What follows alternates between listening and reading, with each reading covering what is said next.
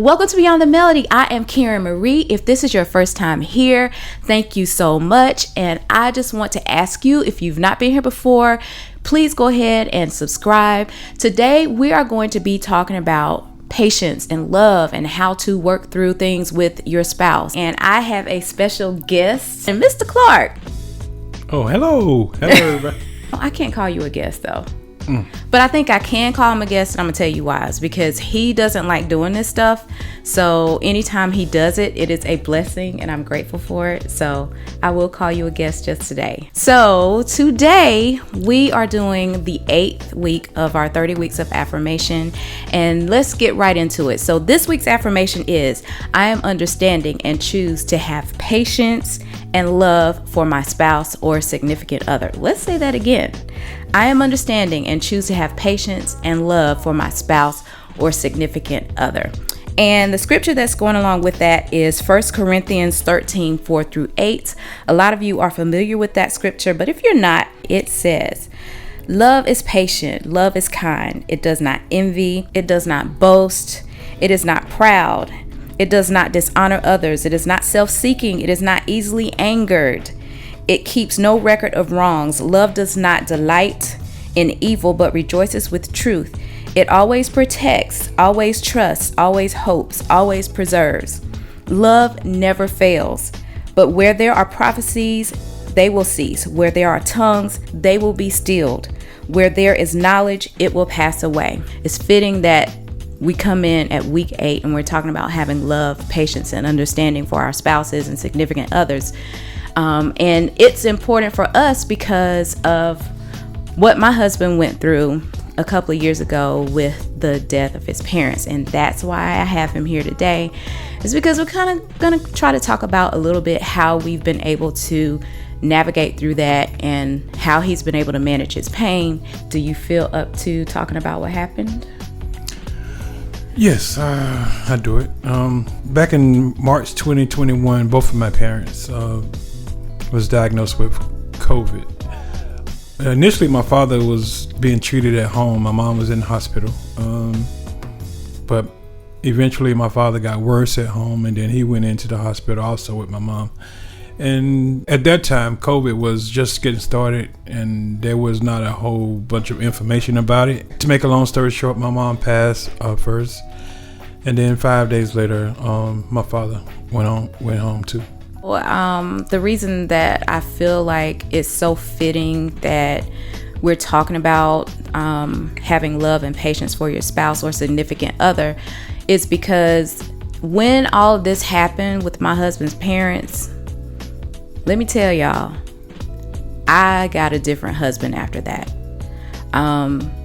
Because you always talk about how existing in the world when you don't have parents is completely different. Oh, absolutely. The whole way you operate throughout the day is different because, especially if you have your parents really in your daily life, like I did, it changes the scope of how you process information. Even there are times where you just feel like, hearing their voice because of your day was so stressful, or you have some things that you want their advice on, and just trying to navigate, choosing a different path now to kind of deal with those things. It's been challenging, but I think now I just kind of look at it in a different perspective, trying to spin it into more of a positive angle, and I think it's been working for me as of late. I would say it's been working for you. But what I want you to talk a little bit about was when you tried to get back into your daily life, after we buried your dad, you went back to work. You took a week off after that, right? And you went back to work, and what happened? I went back to work thinking that I was at that point where I could kind of deal with the situation, but I was wrong. It was really tough. I went back for a day, and it hit me. It hit me all at once. Like, I really don't have them no more. So what I had to do was I had to get some help, some professional help, to help me navigate through these feelings and emotions that I was dealing with, and kind of look at it more so from a positive perspective, and not so much of, you know, they're not here no more. And right. But I will say this though, I mean, it's easier said than done. I think, you know, to walk through that situation is really, really hard, because your mind want to always go back to their life here with you, with me, and that's the hard part, is just trying to get past the physical life, understanding that they're now with, you know, with God, and their spiritual life is just really, really beginning. So the reason I wanted to talk about this, especially with you, is because I watched a documentary featuring Dr. J, and it was so moving to me because in that documentary he talked about the death of his 19-year-old son and how it affected and how it impacted his family. And at the time when I watched it, you know, let me go back. First, let me say that he and his wife, at that time, they are no longer together now. And what he said in that documentary, and I really encourage people who are married and are dealing with grief or a traumatic situation in your family, go back and look at it, because it was so moving to me. And at the time I was thinking, man, like whenever you go through something like that, it's supposed to bring you closer together, right? You're supposed to like join hands, and you're supposed to be arm in arm, and you're supposed to cry on each other, and you're supposed to, you know, you're supposed to be there for each other. But he said that the impact of losing him was so great, too great for his wife, and they began to not be able to relate to each other anymore, and eventually they divorced. And he was saying that he handled it differently than she did. He was the type of person that was, okay, I got to get back into life, you know, got to move on, and we got to pick up the pieces. And he kind of wanted his family to do the same thing, but his wife was just paralyzed in her pain. And can you relate? I absolutely can relate. My situation was somewhat like his wife, where the pain was a daily thing, where I was just, my passion for the things that I really enjoyed my whole life kind of left. I had no more passion for music, which was my main thing. And then, you know, I was trying to still be nice to people, and at the forefront of my mind, I'm thinking I still got to be nice. I got to treat people nice. It's not nobody's fault that, you know, my parents not here anymore, so I got to be I was conscious of trying to be a very nice person. On the inside, I was really torn, and I didn't know what to do, because, you know, it just seemed like the life was being drawn out of me. That wasn't my intent or my purpose, but it just was my situation, because I didn't know how to change the things that I was dealing with. You know, and then it's easy to say, well, then a lot of people say, well, you need to pray and ask God to do this and ask God to show you this and that. I thought about just how much I prayed prior to the situation, you know, turning out the way it did. And prayer was not at the forefront of what I wanted to do at that time. Right. So eventually I found my way back to God, because I was a little bit angry. Yeah, he was a lot angry. Yeah. And for me, it was hard because I didn't know how to help you. Yeah. But I understood that I had to give him room. I had to give you room to have your grieving process, and I knew that there was nothing that I could do to replace your parents. There was nothing that I could do to take that pain away from you. But there was a time, not recently, but there was a period of time during this whole grieving process for you that I could kind of feel us, like what Dr. J was talking about, where the things that were relatable for us at one time were not relatable for us anymore. Like, we met singing with our families. Like, you were with your dad, and I was with my dad and my brother, and you were with your dad and your brothers, and that's how we met. And that common thing among you and I, like, you had completely lost a passion for. And I did not know how to deal with that. But I would say that one thing I did do was reach out to people who have been through similar things, because nobody that I knew had lost 2 parents at one time.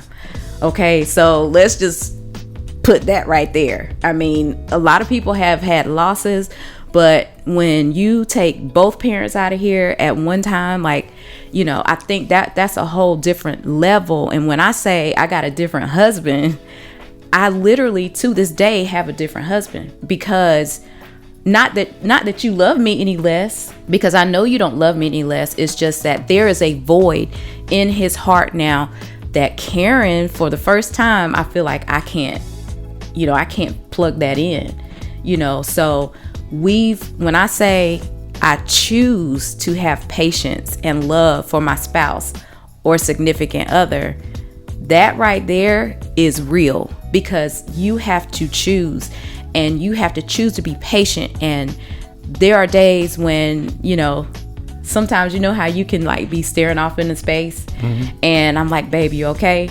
You know, me, Kayla, Ron, we're like, you okay? You okay? And how does that make you feel? Does that get on your nerves? We ask you if you're all right? Not really, because I know that you care about what it is I'm dealing with. And I know that a lot of times I do be, you know, spaced out or thinking about, you know, what was. And sometimes I have to be drawn back in to what's now. And so I don't really take it in a negative way. I think it's good to know that you guys are really paying attention to what I'm dealing with. Well, that's because we love you. Yeah. And so let us not think that, you know, Karen is perfect and that he doesn't have to have patience with me, because you recently said that I wrote the book on getting on your nerves. So there are times, absolutely, when I get on your nerves. What is the thing that irks you the most about me that you have to be patient with? Preparation. Preparation. Yeah. Elaborate. Well, you'll spin it a different way, but for me, just when it's time to do something, I'm ready to do it then, right then. Okay. And so you what you're saying is I got to go around my elbow to get to my thumb to arrive where we need to arrive. Most times. Yeah. What? Yeah.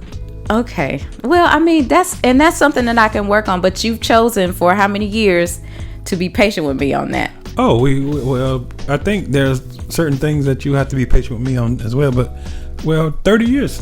30 years. I mean, that's kind of where we're going to be.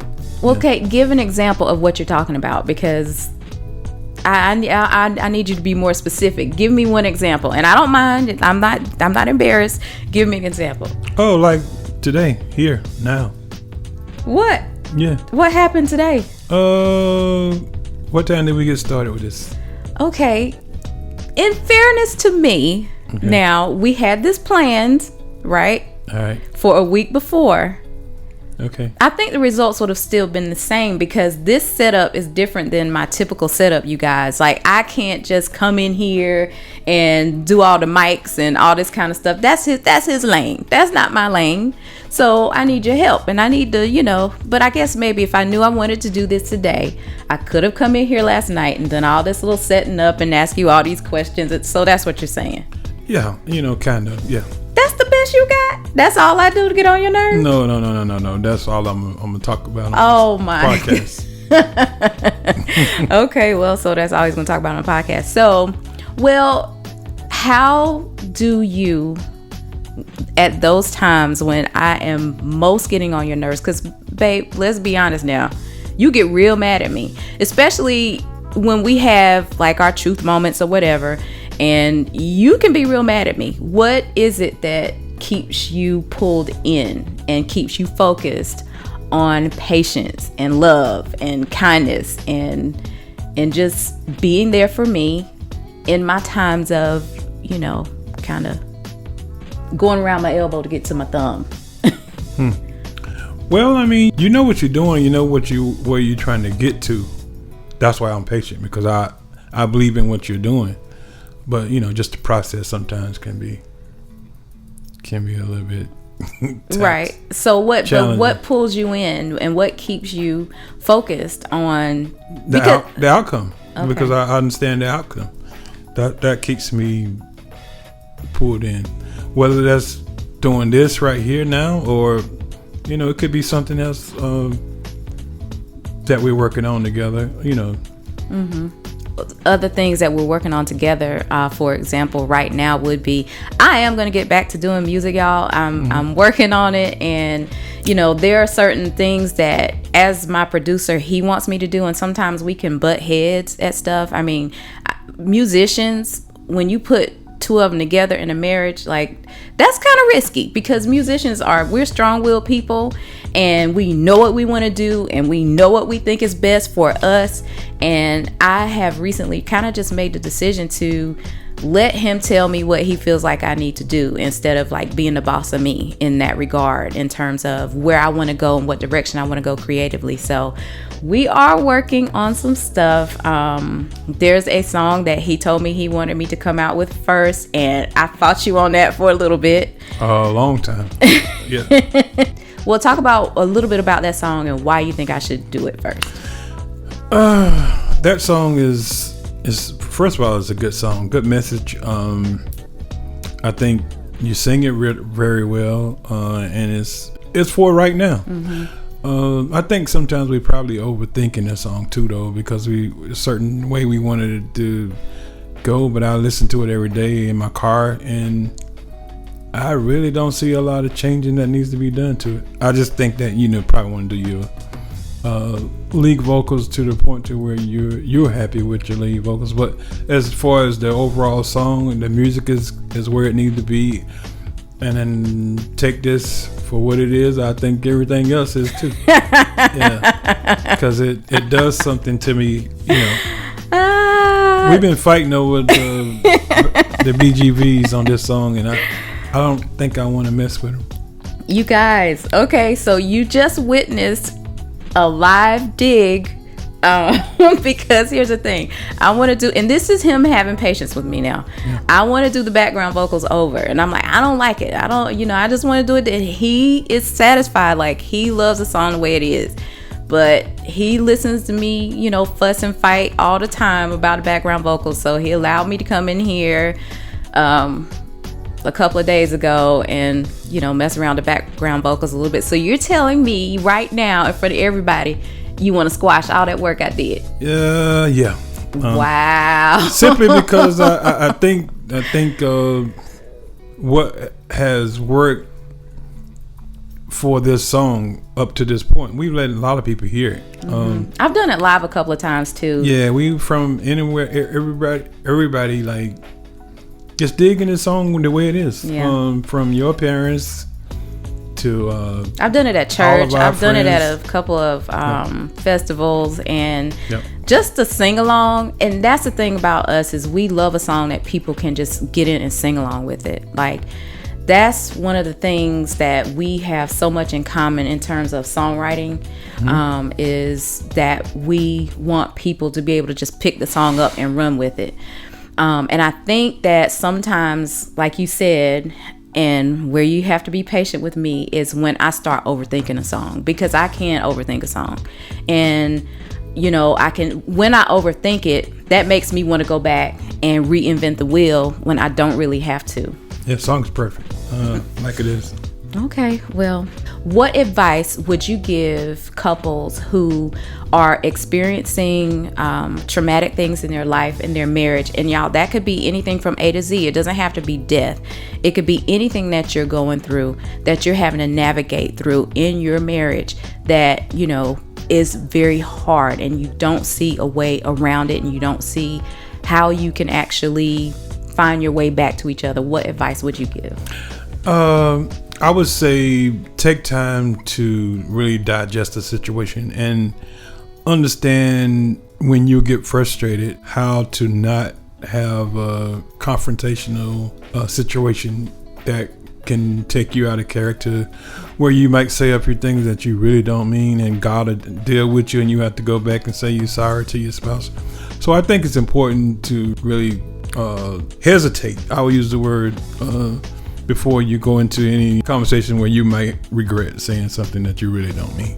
I love that. And so I would also say, just remember that scripture, that love is patient, love is kind, love doesn't seek itself. You really have to die to yourself when you're in a marriage. And I know a lot of people say, I gotta be happy, I gotta be this, and I gotta be that. But y'all, when you become one with a person, you have to put that person's needs ahead of yours at times. Like, it can't always be about you. When you say I do, you are committing to caring for that person in sickness, in health, in richer, for poorer, whatever that person needs you to be. That's what you have to be. And you can do that with God's help. You have to put God first, and you have to allow him to be that third string in that braid in your marriage. It's you, your spouse, and God. Without that, you can do nothing. Trust me. So, I want to thank you, Mr. Clark, for this time, and thank you for opening up, and thank you for being vulnerable. I appreciate that. You are my first guest on the podcast, and I just want to remind everybody that if this is your first time at Beyond the Melody, thank you so much. I want you to, if you don't mind, please go ahead and subscribe. Hit the notification bell so that you can be notified every time we're having these kinds of discussions. And also, do not forget to go to the podcast, share the podcast with as many people as you can. If you're watching this via YouTube, thank you for watching via YouTube. Give it a thumbs up on the podcast, like it. If you have a comment, go ahead and comment on the podcast. This will really help the podcast to move up in the ratings. So I appreciate you all for being here, and I will see you next time.